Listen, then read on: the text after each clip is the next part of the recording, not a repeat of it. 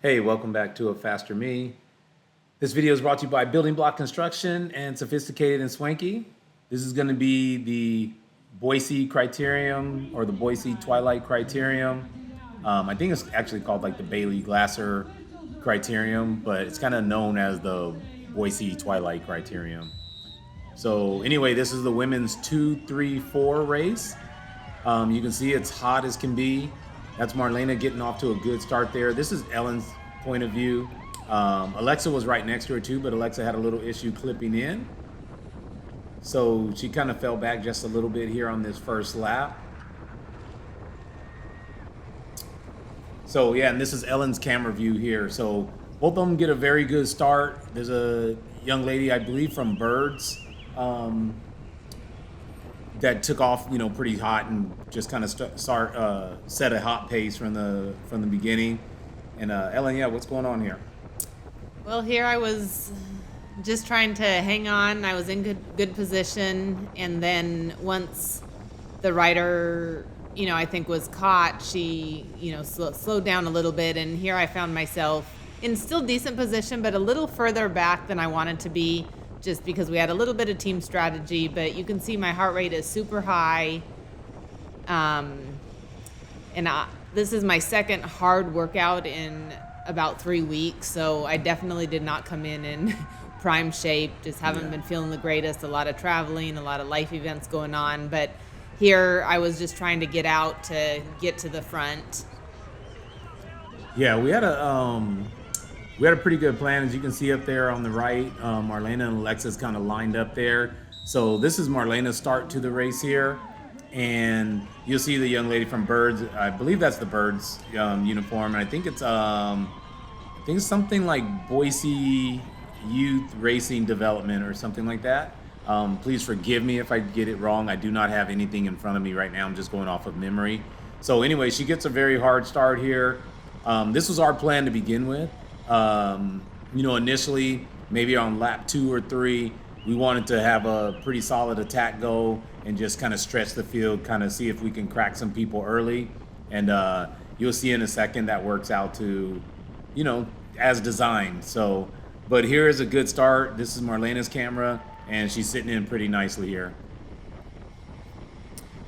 Yeah, she did an excellent job just staying at the front, and I think, controlled the race pretty well. But we were hoping to get Marlena and Alexa in a breakaway if we could, and so I think it was pretty hard. I think there was a few of us cracked from the beginning. Unfortunately, I was one of them with the attack, so I was hoping to be a little help in the beginning and maybe run a little interference, but I just had nothing. I couldn't breathe. It was probably about 96 degrees. It says 109 there, but I think that's just from the heat radiating off the ground. But it was in the 90s and, pretty warm. Yeah, it was somewhere between 96 to about 102. And yeah, you'll see, I think just because the bike was sitting for a minute at the beginning that the temps are so high, it should come down to around 100. They're at almost 2,800 feet elevation as well. So the air is a little bit thinner, not too bad, but Ellen and I both Ellen's been sick since Tulsa basically. She's been fighting off a cold. I think just with all the traveling we did this week, it finally caught up to me as well. And so here's our attack spot. That's where we wanted to attack from. You see Marlena puts in a big launch here. Alexa's right on her wheel. She hits this corner here. We can take an early apex there because the street is so wide. But you can see she got her speed up pretty good. She was over 32, 33 miles per hour. And she has it stretched out pretty good right here, putting a hurting on people. And I think they're starting to form a little break of 4 riders here. So as they pass us, that's me on the left right there yelling. And I tell her to just keep drilling it and see if we can, kind of eliminate some people early. And eliminate they did. So I remember the announcer talking and mentioning my name and talking about my teammates doing the work up front. So kind of exciting just to, be in a different place and have a little bit of team unity and, kind of making a statement, I think, our uniforms look great, and we had a number of people kind of come approach us, and I think Marlena and Alexa raced incredibly well. Yeah, Marlena's putting in a good dig here. You can see she has it stretched out. She has the speed up high. And with this type of heat and a little bit of altitude, I mean, the efforts were really hard. Yeah, they basically dropped probably, I don't know, probably a good 5 riders completely dropped out the group.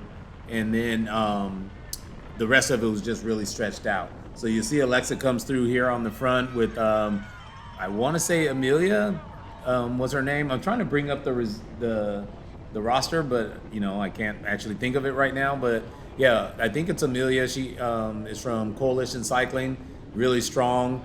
We saw her race at Baker at the Baker Classic the week before as well.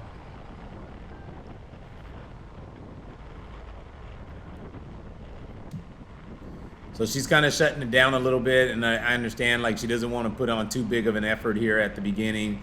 Marlena really had it stretched out, so I think people kind of want to recover a little bit here.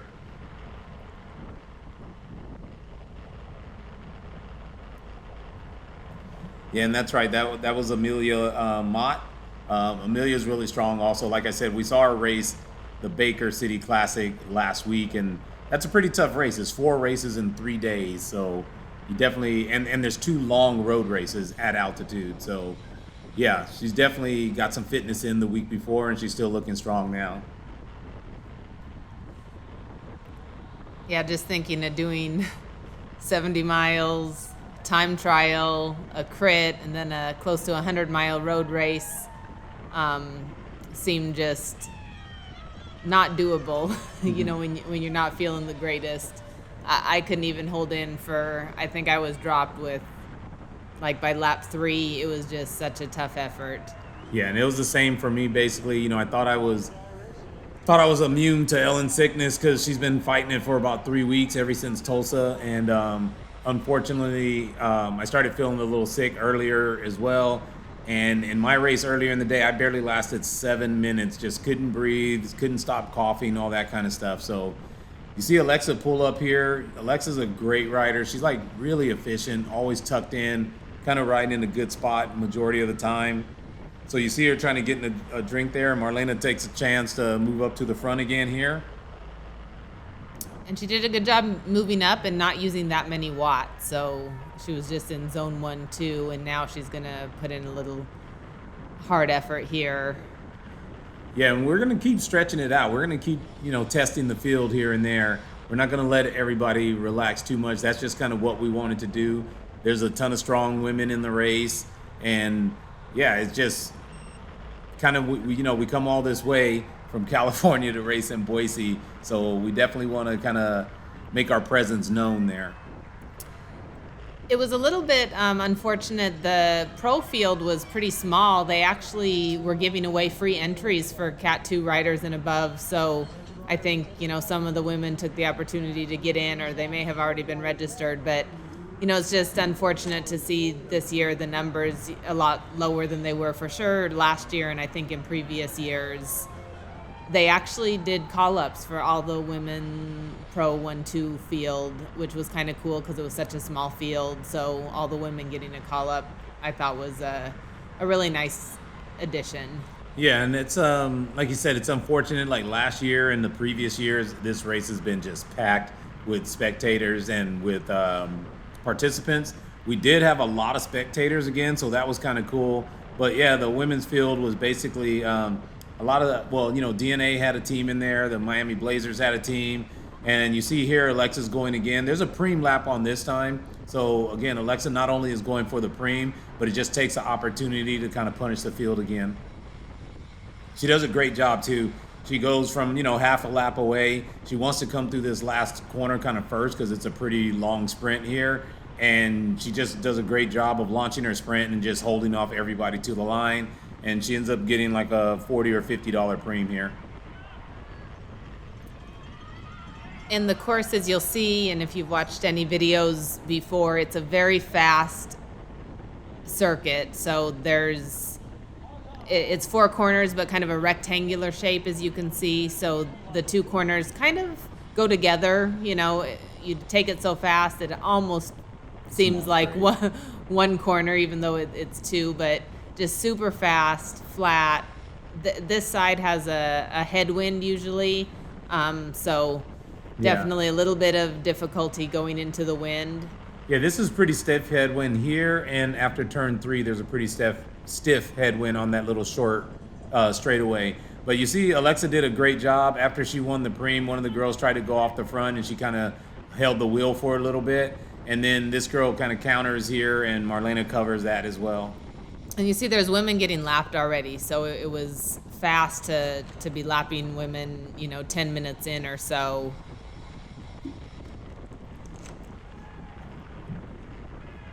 Yeah, so Marlena did a good job here of just kind of protecting after Alexa goes for the preem. And she just kind of sits on the wheel here. And, she kind of thought about countering here, which would have been great. But, again, it's hot and it's early. And just with how hard it is to recover in these conditions, sometimes you don't know how long you can go. And she didn't really want to go solo from here. So just kind of sat back on the wheel and make sure that they keep everything in touch.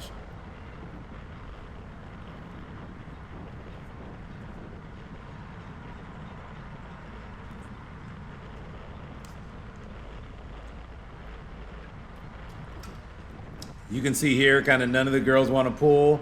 I'm pretty sure everybody's kind of winded here. So the speed's getting down, down pretty far. They're a good 7 miles per hour slower this time coming through.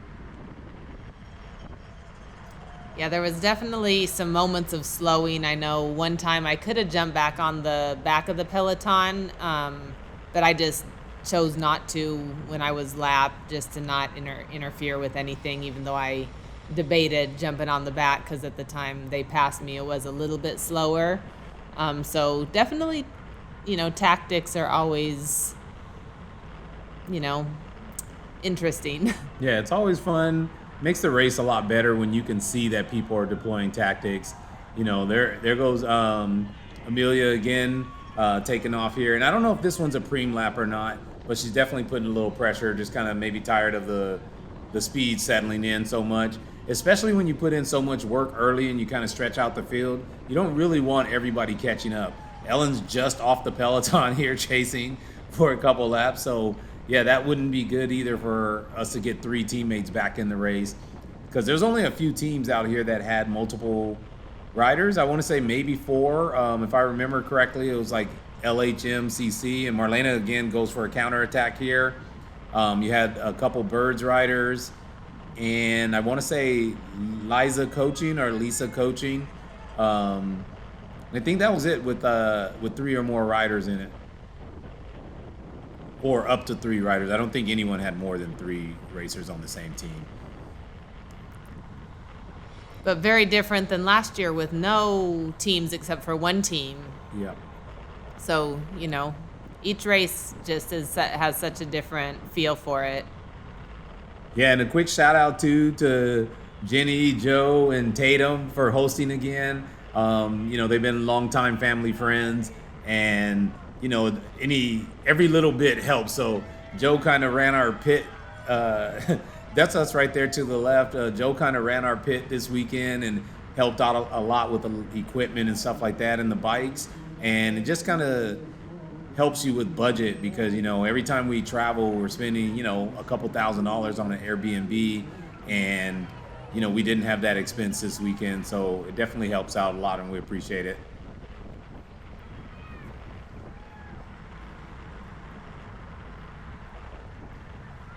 So yeah, this is kind of like the calm before the storm here.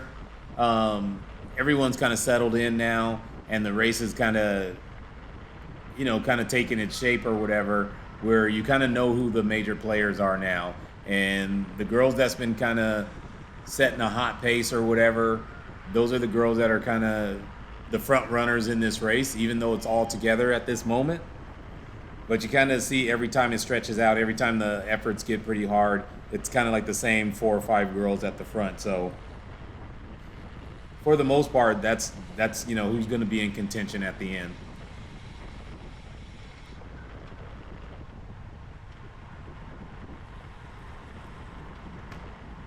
Oh yeah, and I forgot. You see in the blue kit there, I think that's Ride or Die Cycling. So yeah, Ride or Die. I think they had 3 women as well in this race.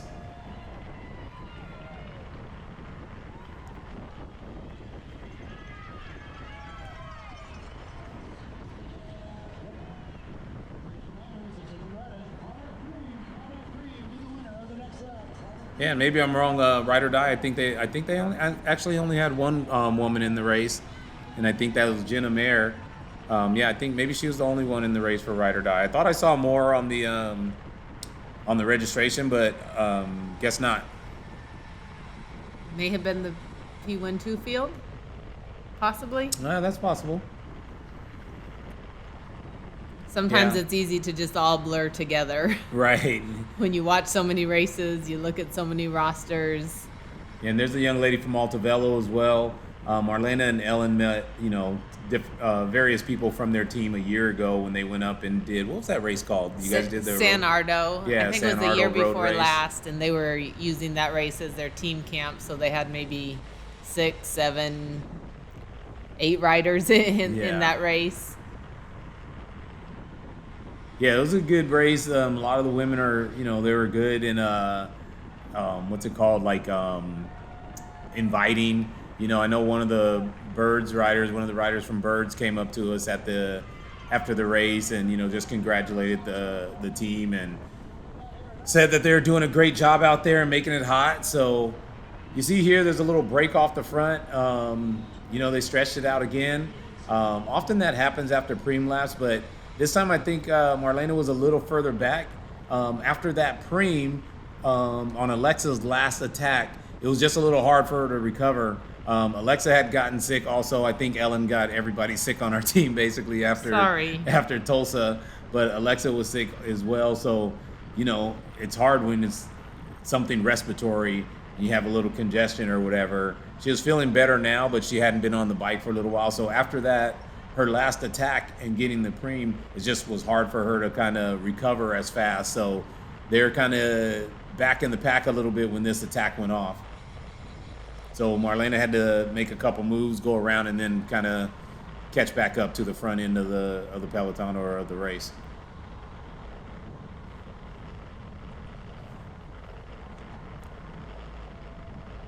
So I think that's Ellen right there, and it's funny because she's starting to get lapped here, but believe it or not, she's the first rider behind the peloton. And here Marlena asks, is Alexa there? Because she hadn't seen her in a little bit. And I said, yeah, I think she's there. Well, and she wanted to attack also. That's why she wanted to know if she was there. Sorry, go ahead. Yeah, so, and she was. So I was able to count the riders in the peloton. I think there's 15 riders left in the peloton. And there was 22 total, so 6 of us got dropped. 7 total, but yeah. Just math. We missed it by 1, but it's just math. So yeah, since Alexa wasn't on Marlena's wheel, she just kind of shut it down and she's on the front right now, but not doing any power, just kind of cruising again. Going here into corner 3, there's a little, I don't know if it's It's like a little plate, one of those gas cover plates or water meter plates or whatever. Yes, and not in the apex of the corner, but just a little bit before. And there was a number of times where I think you could just barely see it there, but where I think Marlena slid out a little bit when she did her first attack. I know my back tire hit it a few times, and the first couple laps I heard a number of riders hitting it, and it's at just kind of an unexpected spot. Yeah, and there goes the attack right there from one of the Birds riders. And you see Marlena spiked up and is going to cover it again. It's kind of hard when you get, when you're on the front to cover an attack like that because, depending on where the rider launched from, she may have a lot of momentum up and she comes by with so much speed and you're kind of the last one to know it because you're sitting on the front. And by the time they pass you, they're already going 30 miles per hour, So this was the point where Marlena felt the most gassed, I think, at about 20 minutes. Yeah, well, because she had just covered the break before this, and then this young lady goes off here, so she's covering another one. She's not using a lot of watts here. She's under threshold, but it still work. When you're on the front and this is a heavy headwind here, it still work. So there you go. So you see Marlena pulls through here. So it's more work. But she was feeling good. She's in great shape. She raced really well. I think she did a great job of just kind of controlling the field a little bit here, and also taxing the field a little bit whenever she wanted to.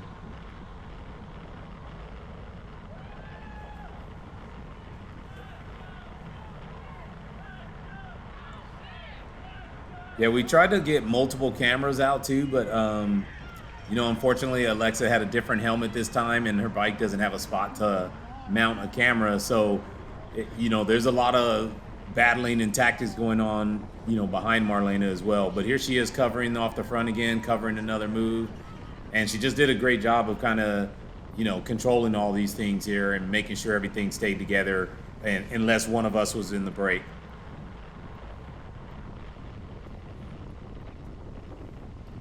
And here too, this attack here, where these last couple attacks really hurt. If I'm not mistaken, I think Marlena's in a break of 5 riders now, and it's kind of gapped off to Alexa's group, and so yeah, she's just kind of making sure this doesn't go anywhere, or we're in it if it does go anywhere. And Alexa's group is kind of trying to catch back up back there. It would stretch out for a while, and then it would come back together, then stretch out, and eventually, with a few laps to go, the elastic's going to snap.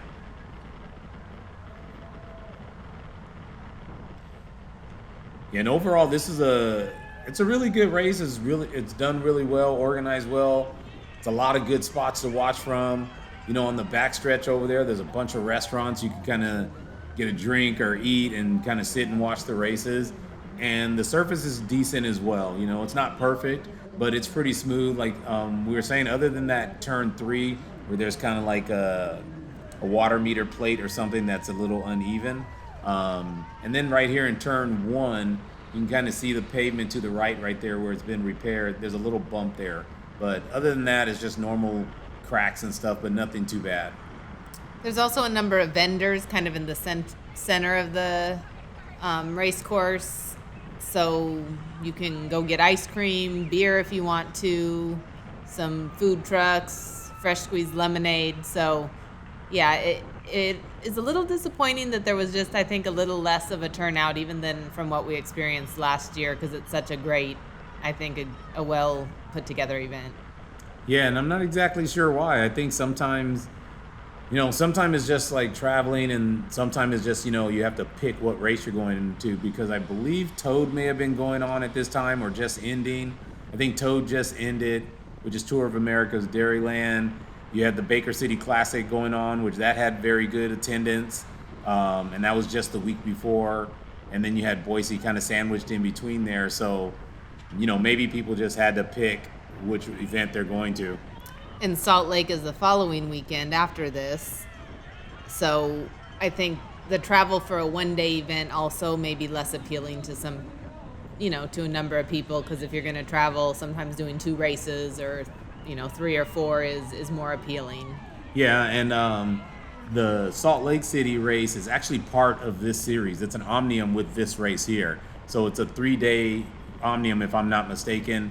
This race and then 2 races at Salt Lake. So yeah, if you do all 3, you have a chance to win the omnium. But yeah, like Ellen was saying, yeah, sometimes one-day races are not as appealing when people have to travel. And Baker City is a 3-day race. Toad, I think, totals maybe 10 days or so. And then Salt Lake City is 2 days. Yeah, who knows what we can do. If you can spend just a whole month or 3 weeks away from work, it'd be nice to do Baker City, Boise, and Salt Lake, because they're all fairly close together. Yeah. And not only that, there was Everett, Washington. They also had a stage race. We had Elisa Lau out there, one of the riders that guest rides for us sometimes, and I think she ended up winning the omnium there. So yeah, there's just races all over the place, and sometimes those dates step on each other. So once again, Marlena's covering a big attack here. Another great job, just kind of controlling the race from the front. You saw there was about 6, 7, 8 girls still in this front group here. And I think this kind of separates it out to where there's only 5 girls in the front now, 5 riders in this break, and it stays away. They get a pretty good sized gap on the field, and this is like the 5 girls that are going to take it to the finish.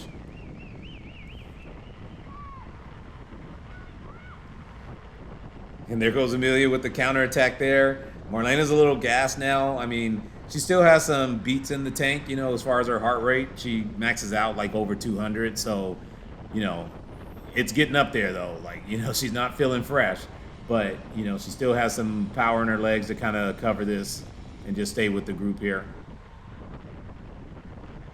And I think when she comes by this time, I tell her it's just you, like you're solo. So, you know, race smart, and it's just on you now.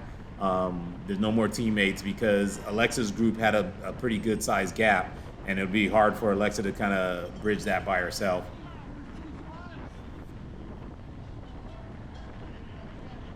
Each lap's about 1 minute, so, you know, we only have about 5 minutes to go maybe.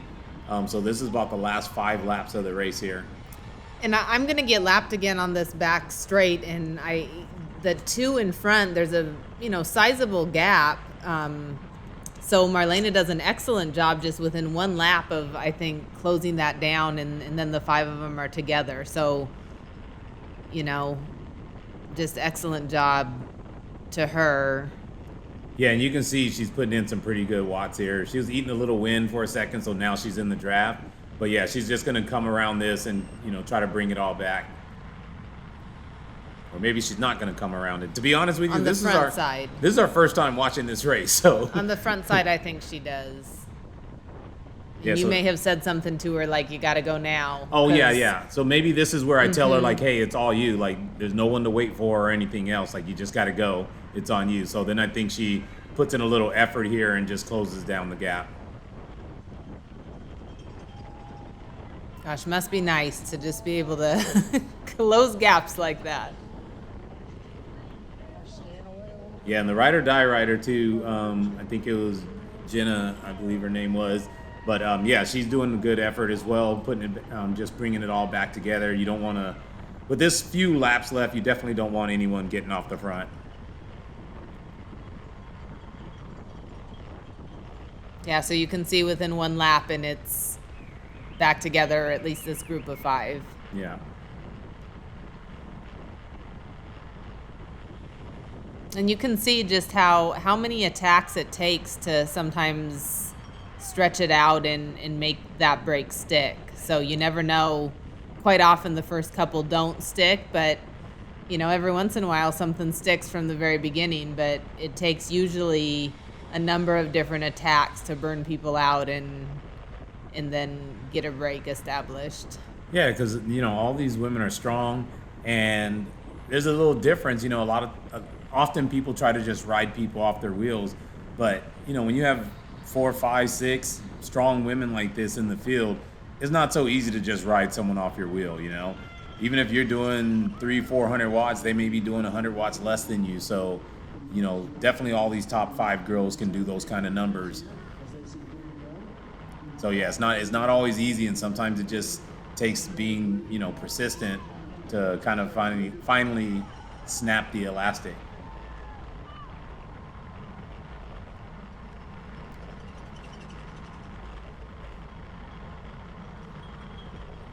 So yeah, we're getting down to the last few laps here. I'll try to see, I say this all the time, I'll try to see the lap counter when we go by it. I looked and I couldn't see it. Yeah. Doesn't mean anything. Yeah. It's just kind of funny. Yeah, we know we hardly ever can see those lap timers on the video. They're so small. Obviously, when you're out there racing, it's like clear as day, but when you try to catch it on video, yeah. You know, I didn't really realize that that there was 2, LHMC girls in this break. So that's always dangerous when you have some teammates in the break.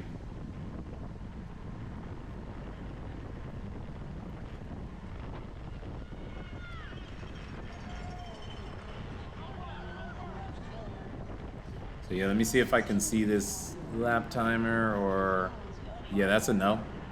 Yeah, that was a no. I think I saw that it was a single digit, but I couldn't tell what it was. So let me see. We got 3 minutes left in this, so I'm gonna guess that there's 2 laps maybe to go. Maybe. That's my guess. Yeah, roughly 2 laps to go. I thought I saw 2 anyway, but just wasn't sure. So I think Marlena's sitting in good here, recovering well. Probably, yeah, she could probably move over like she did here and just get a little bit better draft, because it is a pretty heavy headwind here, even though she's not doing any watts. Just every little bit kind of counts.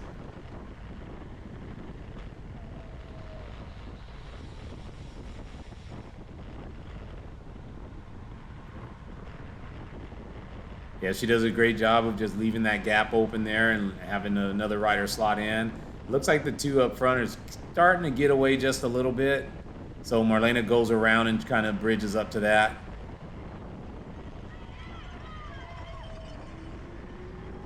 So yeah, they're definitely picking up the pace here. You can see Jenna's up front kind of winding it up, and it looks like there's 1 to go, 1 lap to go here. So it's a great job by Jenna actually just kind of driving it up here on front. The speed's not really high right now, but everybody's pretty gassed. They've been racing for 30 minutes at over 100 degrees out here, so, and with a lot of attacks. So yeah, everybody's pretty gassed right now. Marlena's in a great position, just sitting here third wheel, not using too much energy. And that heart rate, 195. I mean, she can get up to 200, if not a little bit above. Yeah, I but think she that's maxes still at 205. Still a high heart rate. Yeah, it's hot, and so Jenna does a great job here. She leads basically this entire last lap. She kind of has the speed high. It's not like, again, it's not super high, but again, it's a long way to kind of go. And I think Marlena just missed her timing and stuff a little bit here. If you can see, there's lap riders on the right, and the announcer was yelling for them to move to their left, but it was a mistake. He meant to say stay right for them, and she just gets her timing wrong and never gets to launch a real sprint here. So yeah, anyway, we secured a 3rd place here. Congratulations to Jenna. She did a great job leading that entire last lap, and great job to Amelia also taking in 2nd place. So thanks for watching, and I think our next race will be Manhattan Beach in a couple weeks, so we'll try to get that out as well.